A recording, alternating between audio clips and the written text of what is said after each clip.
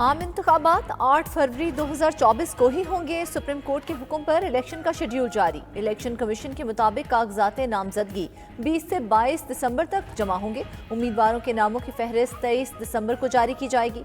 कागजात की जांच पड़ताल 24 ता 30 दिसंबर होगी। कागजात नामजदगी वापस लेने की तारीख 12 जनवरी है। उम्मीदवारों को इंतखाबी निशान 13 जनवरी को जारी किए जाएंगे। इलेक्शन कमीशन ने सुप्रीम कोर्ट के फैसले की रोशनी में रिटर्निंग अफसरान और डिस्ट्रिक्ट रिटर्निंग अफसरान की ट्रेनिंग भी बहाल कर दी। आरओज की ट्रेनिंग 17 और 18 दिसंबर और डीआरओज की ट्रेनिंग 19 दिसंबर को होगी।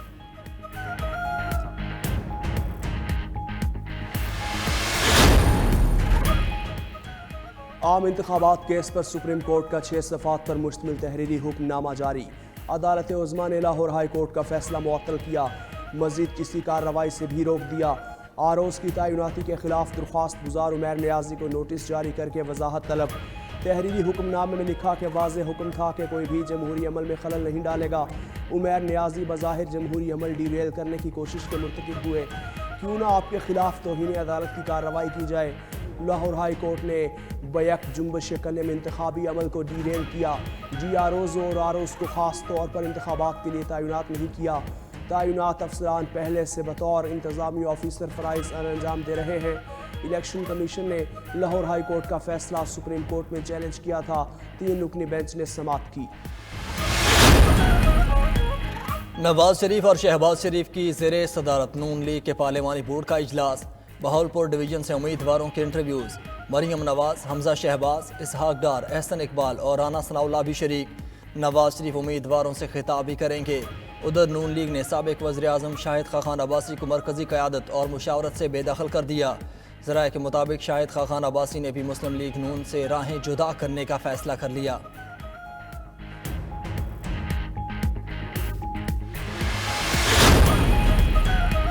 हम किसी सूरत इलेक्शन में ताखीर नहीं चाहते। Chairman PTI barrister Gauhar Khan का कहना है, इंतजामिया से आरओज़ का होना शफाफ इलेक्शन की अक्कासी नहीं करता। हमारी पटिशन थी कि रिटर्निंग अफसरान को अदलिया से लिया जाए। पटिशनर को नोटिस भेजना शुरू कर दें तो ये इंसाफ की राह में रुकावट होगी। साबिक चेयरमैन पीटीआई के केस पर बोले, ये सब कुछ सियासी इंतकाम के लिए किया जा रहा है। जेल ट्रायल हो ही नहीं सकता।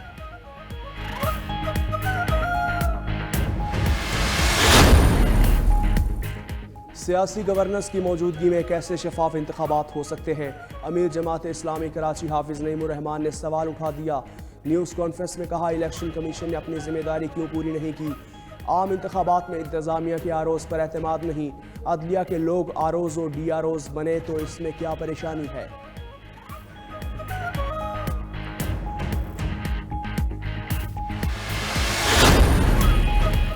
तोशाखाना केस में साबिक चेयरमैन पीटीआई के जिस्मानी रिमांड की इस्तदा मुस्तरद। एहतिसाब अदालत ने साबिक चेयरमैन पीटीआई का 14 रोज़ा जुडिशल रिमांड दे दिया।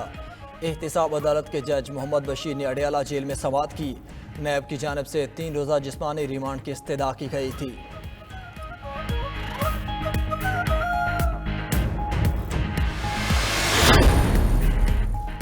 करप्शन और करप्ट प्रैक्टिसेस के केसेस। नैब ने साबिक वफाकी वजीर फवाद चौधरी को गिरफ्तार कर लिया।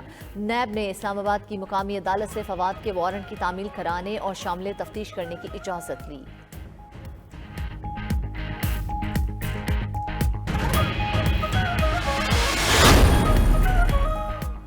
हल्का NA-53 और PP Act 10 की हल्का बंदियों के खिलाफ दरख्वास्त मुस्तरद।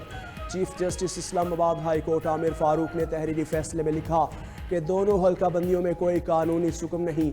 ज़रूरी नहीं इलेक्शन कमीशन हर एतराज़ को निपटाए हुए वजूहात बयान करे।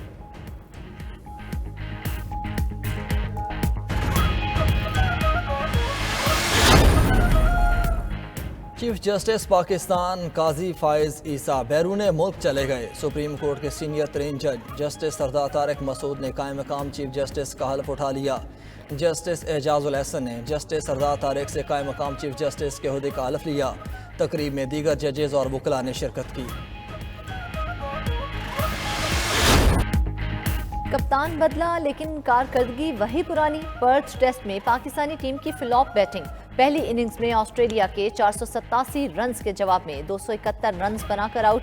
बाबर आजम, सऊद शकील, सरफराज अहमद समेत सब ने तो चल मैं आया की रिवायत अपनाई। बाबर 21, इमामुल हक 62, सऊद 28, सरफराज 3 और फहीम 9 रन्स पर चलते बने। मेजबान टीम की जानिब से नेदरलैंड की 3 विकेटें, मिचेल स्टार्क और पैट कमिंस ने 2-2 विकेटें ली। 216 रन्स की बढ़तरी के साथ ऑस्ट्रेलिया ने दूसरी इनिंग्स में 2 विकेटों पर 84 रन्स बना लिए। तीसरे रोज का खेल खत्म, मजमूई बढ़तरी 300 रन्स हो गई। निगरान हुकूमत ने पेट्रोलियम मसनूआत 14 रुपए तक सस्ती कर दी। पेट्रोल फी लीटर 14 रुपए कमी के साथ 3 माह में पेट्रोल 64 रुपए से जायद सस्ता हो चुका। 16 अक्टूबर को पेट्रोल फी लीटर 331 रुपए से ऊपर था। पेट्रोलियम डिवीजन के एलामिया के मुताबिक अब तक डीजल की कीमत में 53 रुपए कमी आ चुकी। पेट्रोलियम कीमतों में कमी के बाद जनूबी पंजाब में किराए 5% तक कम कर दिए गए। हुकूमती फैसले पर अवाम का इजहार तशक्कुर, महंगाई में कमी के लिए अहम पेशरफ्त करार दिया। अगर गरीब आदमी के लिए 10 रुपये फ़ायदा होता है फिर भी खुश होता है। ये तुला 13 रुपये है, बहुत खुशी है हमारे लिए। निगरान हुकूमत का किया हुआ ये एकदम बहुत अच्छा है। हम ये उम्मीद करते हैं कि इसकी वजह से महंगाई में भी कमी आए। पेट्रोल सस्ता हुआ तो इनको सस्ता करना चाहिए, चीज़ें भी सस्ती करनी चाहिए। ट्रांसपोर्ट के किराए भी कम किए जाएँ ताकि गरीब आवाम को एक जगह से दूसरी जगह जाने में आसानी पैदा हो। पेट्रोल की कीमतें कम करके आवाम के लिए थोड़ा सा रिलीफ बनाया है जी। अब ट्रांसपोर्टरों को चाहिए कि वो भी अपना किराया। पाकिस्तानी मईशत मुस्बत समत में गामजन। 4 माह के दौरान सीमेंट, खाद, गारमेंट्स और पेट्रोलियम की पैदावार बढ़ गई। इदारे शुमारियात के मुताबिक 4 माह में कॉटन जॉन की पैदावार में 25% तक इजाफा रिकॉर्ड। पेट्रोलियम मसनूआत की पैदावार में 7.5%, खाद 8.9% और सीमेंट की पैदावार में 7% का इजाफा हुआ।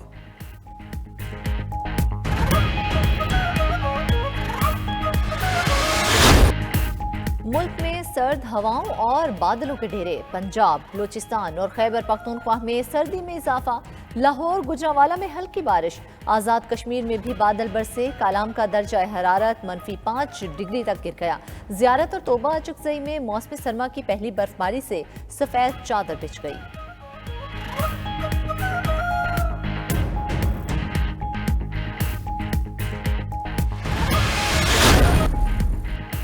साबिक वफाकी वजीर हुमायूं अख्तर का IPP में शामिल होने का फैसला। आज प्रेस कॉन्फ्रेंस में बाकायदा ऐलान करेंगे। 2 रोज़ कबल मुलाकात के दौरान IPP क़यादत ने हुमायूं अख्तर को शमूलियत की दावत दी थी।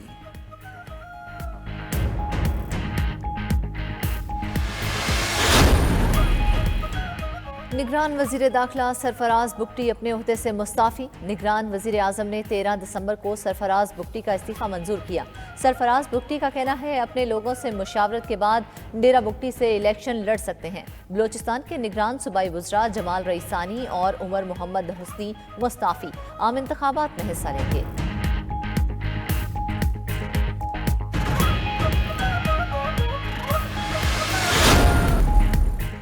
निगरान वज़ीर आला पंजाब मोहसिन नकवी का इकबाल फहमी के फ़रोग़ के लिए मुनफरद इक़दाम। शायर मशरक़ से मनसूब तारीखी अशिया का म्यूज़ियम बनाने का फैसला। अल्लामा इकबाल के ज़ेर इस्तेमाल रहने वाली अशिया एक ही जगह डिस्प्ले की जाएंगी। बादशाही मस्जिद के हुजरों को भी असल हालत में बहाल करने पर इत्तेफाक।